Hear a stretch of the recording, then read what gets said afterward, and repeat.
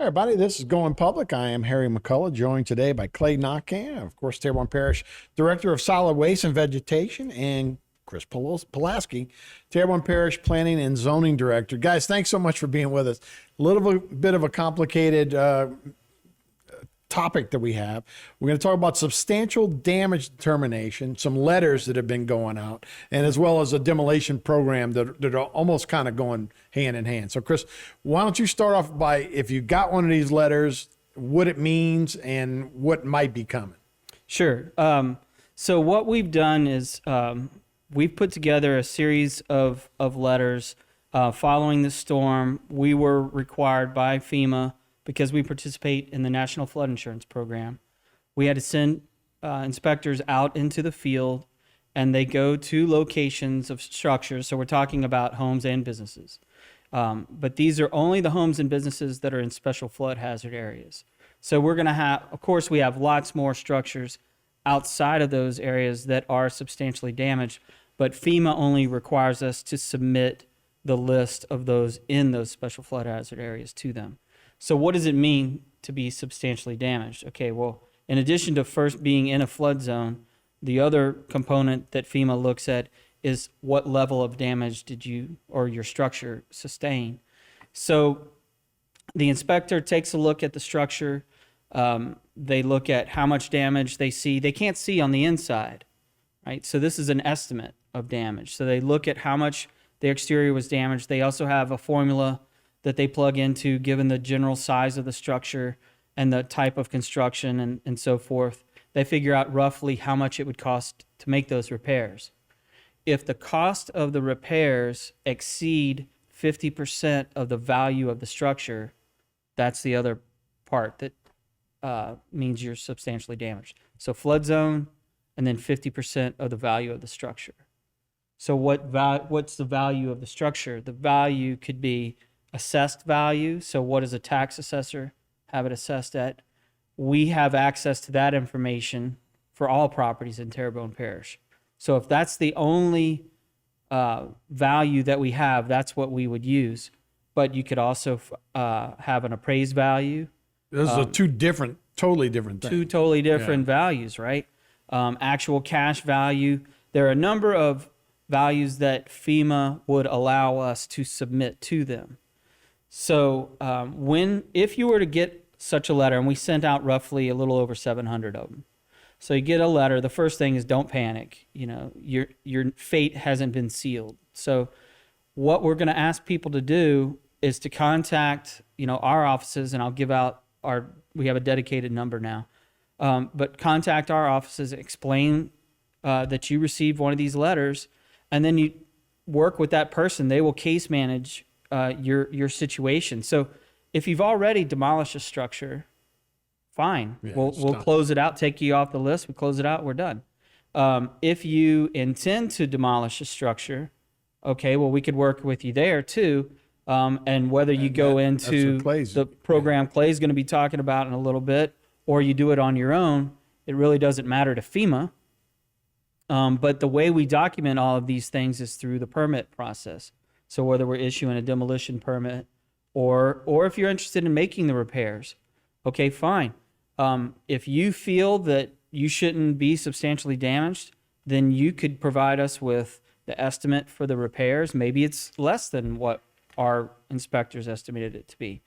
Or maybe you have a different value of that structure. Now, some values won't work. Insured value, FEMA won't allow that one. You were talking about part of what they're going to ask you to do is raise your house or whatever you're in to the flood zone elevations, which would be a substantial cost. And is there grants or is there SBA loans? Well, that's of course the big hook in all this is, okay, well, what does it mean if I am substantially damaged? Well, that's what it means.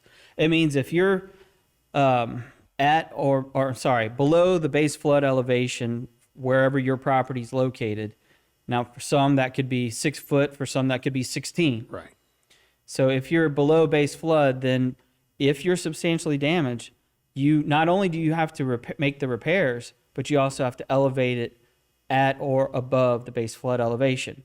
With Ida being a wind event, that's everybody's thinking about the repairs to my roof, or water got into the house because the roof got damaged. Yeah. Very few people, I think, are thinking flood in terms of flood. But we're talking about FEMA here, and we're talking about the National Flood Insurance Program. Right. So that's what this whole thing is geared towards. It's geared towards getting people lifted out of harm's way. So, yeah, that can get expensive, and insurance may not cover those costs. We do have programs with the parish, either hazard mitigation programs. The Office of Community Development with the state is also putting together programs. I mean, we're basically in our infancy with the types of grants that we will have available to our public. So I would say, again, contact the office and let that person know what your situation is, and we'll find a way, to work with each person. But the sad reality is some of these grant processes are very slow, and people are wanting to rebuild their homes, right? But what do they do in the meantime? I mean, maybe they're in a state IDA sheltering unit, or they're in a FEMA sheltering unit. I mean, some of these programs could take a year or more to get rolling. And you might have fixed your home, right?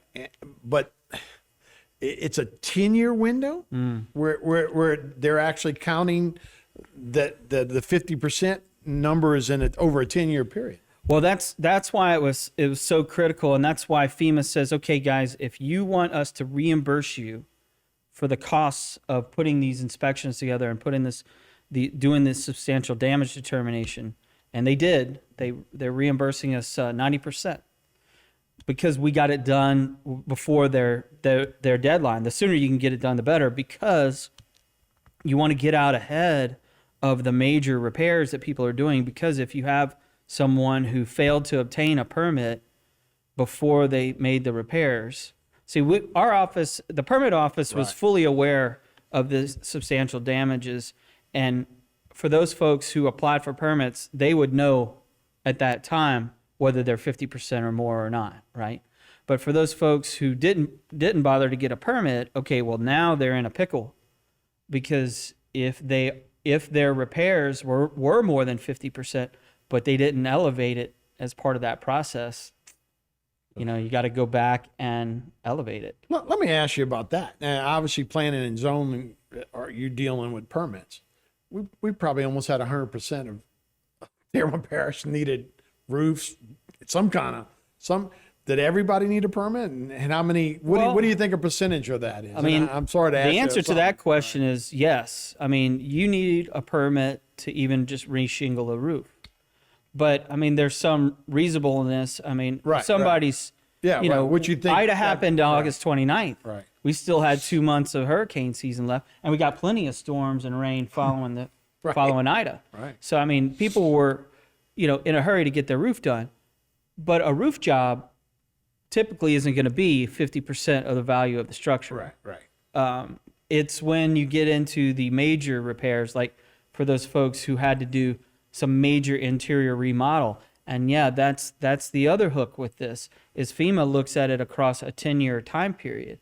So whenever you were first deemed substantially damaged, whether that was Ida or Zeta or Isaac or whatever it was, well, anything before Isaac, we're past 10 years. Yeah.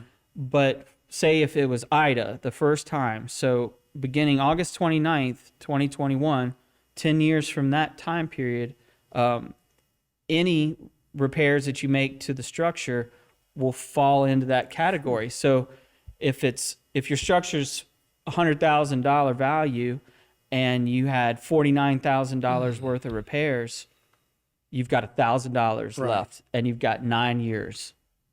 That's hard. Right. No, it's amazing. So, and we talked about the new FEMA 2.0 maps, which are different than base elevation, which is what these are built on. So it's two different things, right? Yeah. So, I mean, if in this process, when we're working with the applicant or the homeowner or business owner, we're going to tell them, all right, well, if you're going to be elevating, let's say you're required to elevate, you've got two choices.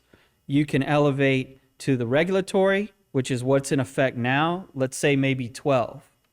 Or you can choose to elevate to what's coming in the proposed in the draft flood insurance rate maps, let's say it's 13.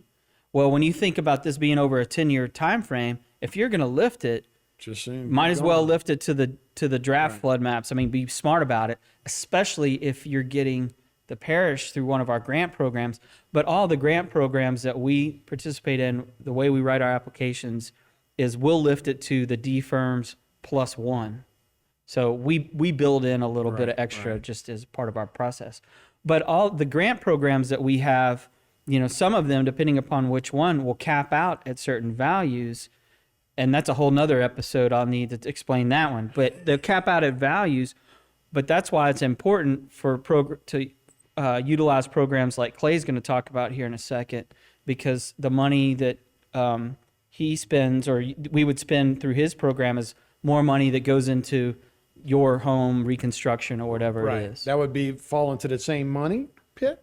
Or Well, not no, it's pit, different funds. Right. So the but I mean, that wouldn't count against your. The reconstruction caps at 150, 50%. let's say 150,000. But if you have $5,000 worth of demo, better to have that spent through Clay's program than through the reconstruction. All right, we're going to take a break. Clay, we're going to get to you, man, but that took some explaining, and we're not done yet. So we'll take a break. We'll be back with more Going Public right after this.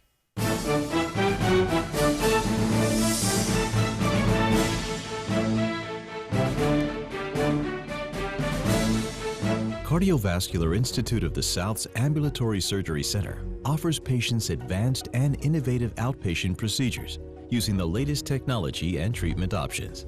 The first of its kind in the region, this center provides our patients and their families with high-quality care in a convenient, comfortable, and safe environment at a lower cost. Trust your care to the cardiovascular care team you know and love at CIS. Learn more at cardio.com. Pelican Waste and Debris is your local company. We don't just work here, we live here and understand the unique challenges that face our region. Our commitment to our community and customers and love for Louisiana keeps us motivated.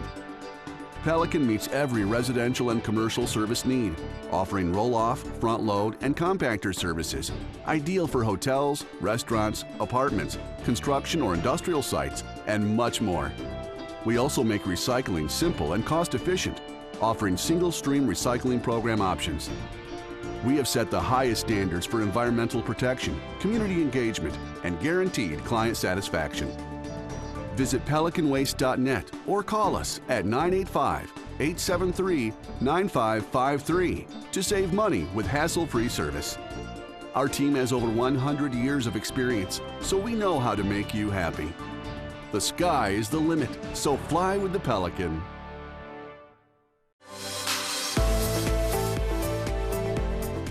Hi, I'm Rhonda Alford, your host for To Your Health with Terrebonne General Health System. Our weekly show provides the latest in healthcare specialties only offered by Terrebonne General. Join us each Wednesday at 7 p.m. to stay up to date with the latest innovations in health. Terrebonne General provides healthcare breakthroughs in cardiology, cancer care, women's health, health and wellness, and much more.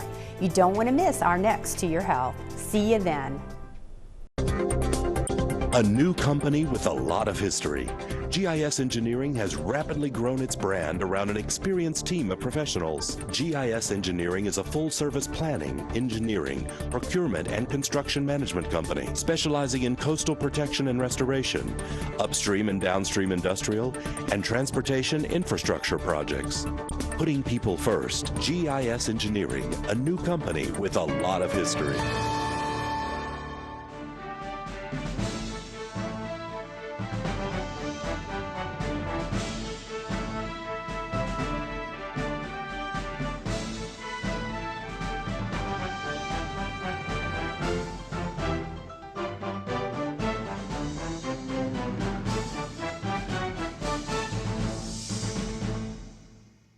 Hey everybody, welcome back to Going Public. I am Harry McCullough. I'm joined by Chris Pulaski, the Terrebonne Parish Planning and Zoning Director, and Clay Knockan, who's the Terrebonne Parish Director of Solid Waste and Vegetation. Guys, thanks so much for being here. Real complicated subject that we're talking about with substantial damage declarations or determinations. and it's hard to, in this format to kind of give all the information. So people should contact you on an individual basis, probably, if they could. That's the best thing. I mean, if you to find out information about what it all means, you can certainly call the parish number. We've set up a dedicated phone number for this. It's 985-303-4176. Again, it's 985-303-4176. And we'll have this information on our website, of course.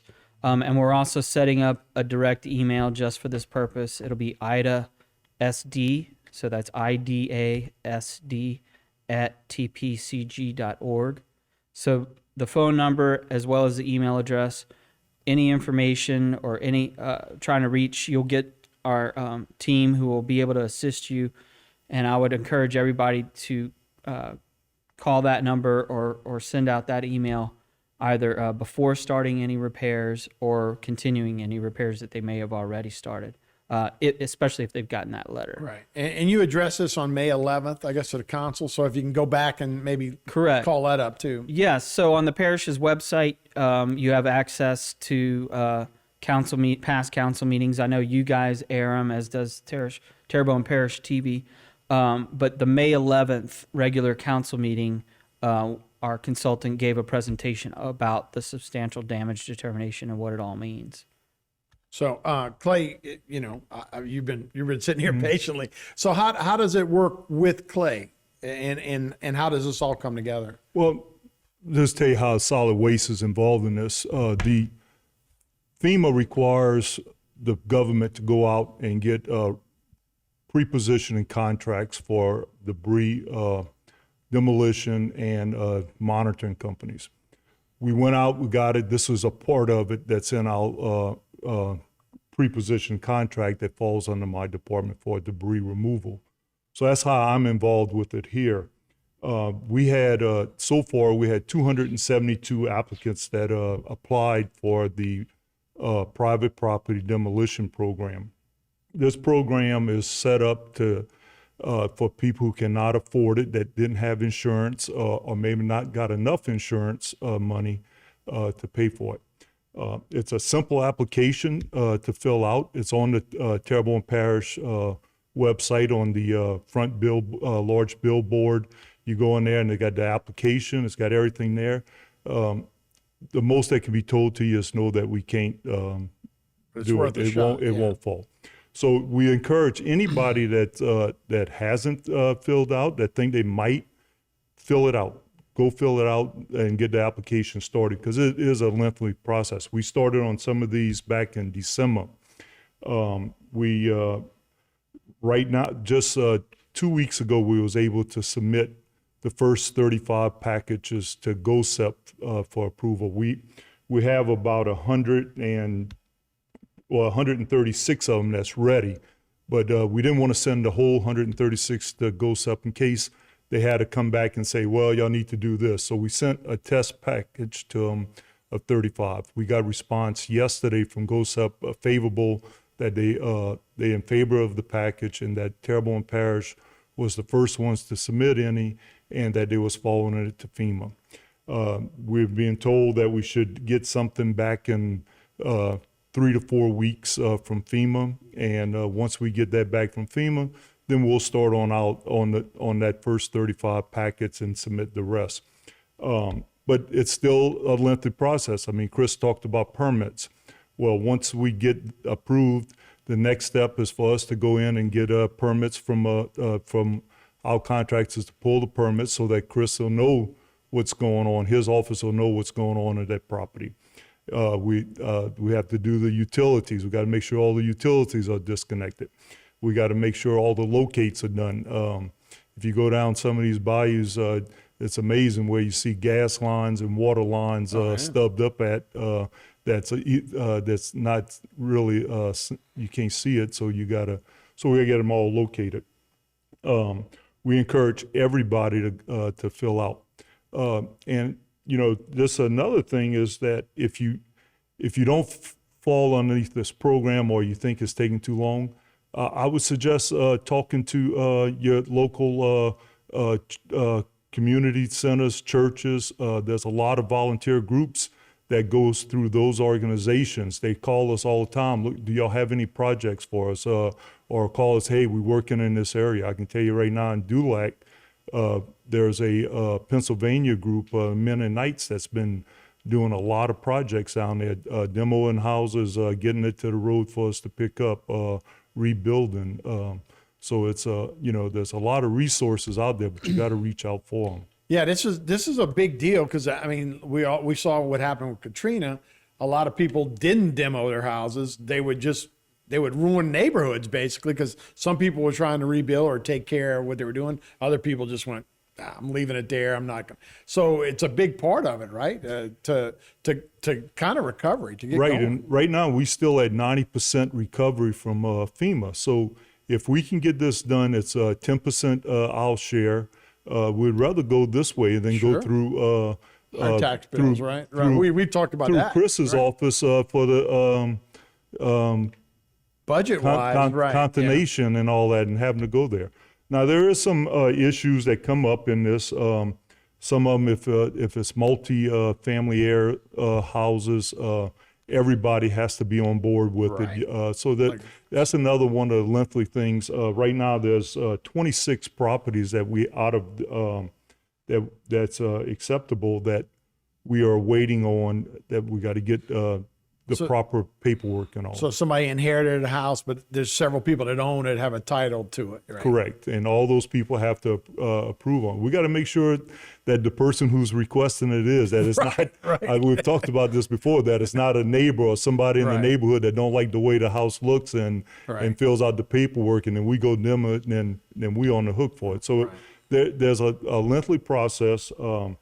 Out of the 272, 110 of them is either opted out or small businesses which are not acceptable underneath this program at FEMA. It's strictly a residential private property demo is this program's for. All right. So those people will then qualify, and if they want to start rebuilding, obviously the permits and wherever they're at, they got to build to area flood elevations, right? That's correct. I mean, new construction, you're going by whatever it is.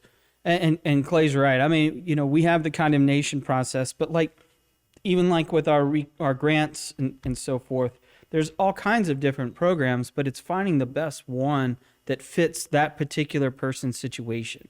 And the people that know that the best are the folks in Clay's office, the folks in my office, and the consultants that we've hired to help assist us with these programs.